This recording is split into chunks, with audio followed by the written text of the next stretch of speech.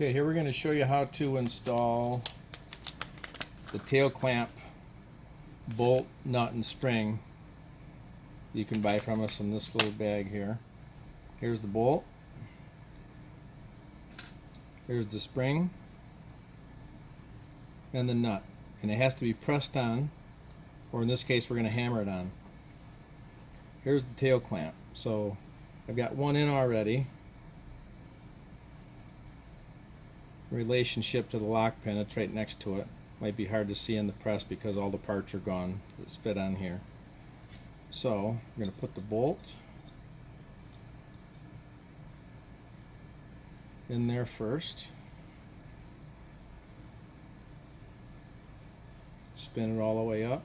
Now what I'm going to do is I'm just going to hammer this on this bench, and I want this surface here to be perfectly flat when I hit this so that it doesn't bend. So what I'm going to do is I'm going to put it down here on the table, and I'm going to screw that in until I can just feel it touching the plate.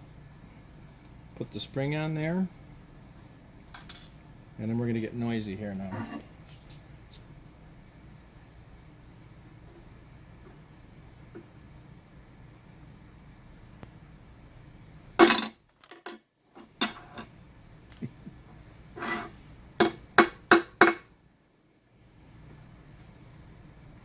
Might take a couple tries to get it started.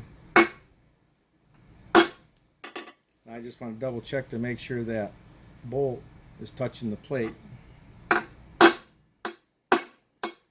I hit that, I want this surface to be perfectly flat with that. I don't want it on an angle like this.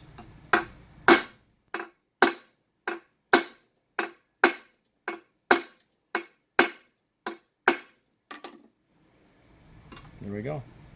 It's on. You can see it nice and flush. And that's it.